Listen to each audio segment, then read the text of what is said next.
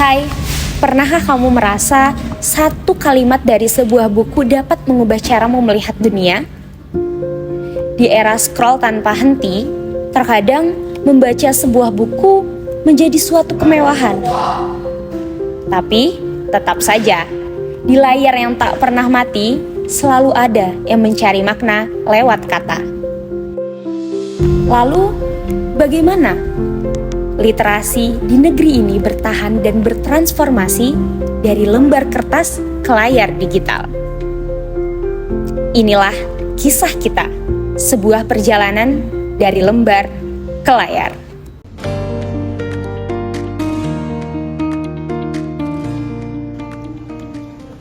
Sejarah literasi di Indonesia tidak pernah lepas dari masa kolonialisme. Pada abad 18, hak membaca dan menulis merupakan hak yang sangat istimewa, di mana hanya kaum elit yang memiliki akses terhadap itu. Pada tahun 1908 muncul Budi Utomo dan disusul organisasi pergerakan lainnya. Disinilah bacaan mulai menjadi senjata. Pamflet, koran, buku, semua digunakan untuk menyebar gagasan kemerdekaan. Membaca menjadi bentuk perlawanan. Pasca kemerdekaan, pemerintah mulai menyadari pentingnya literasi untuk pembangunan. Sekitar tahun 1950-an, program pemberantasan buta huruf digencarkan. Buku-buku diterbitkan oleh Balai Pustaka menjadi jendela dunia bagi banyak generasi. Tapi, lagi-lagi, tantangan selalu hadir, seperti distribusi terbatas, ketimpangan akses, dan minimnya sumber daya. Barulah 1980, Perpustakaan Nasional Republik Indonesia resmi berdiri. Gedungnya megah di Jakarta dan memiliki mimpi yang lebih besar lagi, yaitu membangun budaya baca nasional. Sejak itu, tumbuh berbagai bentuk perpustakaan dari kota besar hingga pelosok, dari institusi resmi hingga taman bacaan rakyat yang dikelola warga secara swadaya. Namun, perpustakaan bukan sekedar tempat menyimpan buku.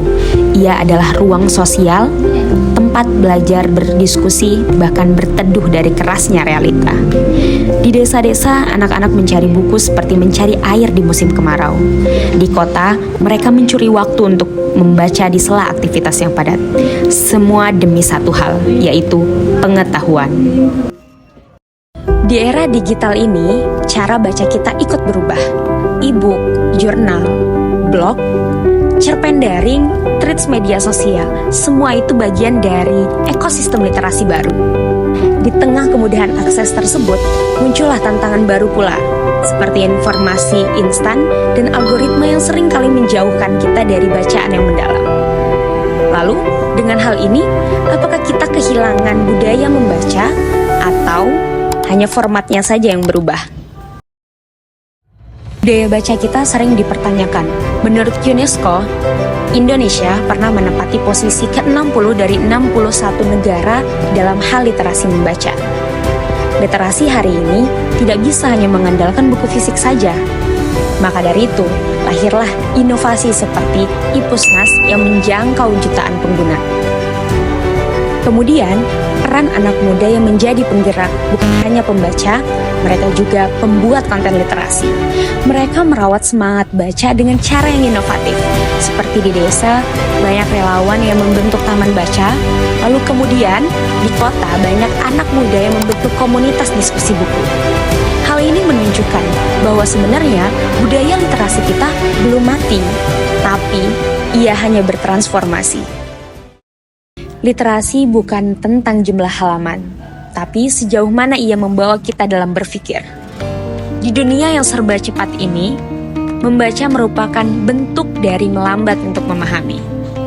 Maka dari itu, mari kita bangkitkan kembali semangat membaca dari lembar ke layar, dari kata ke makna.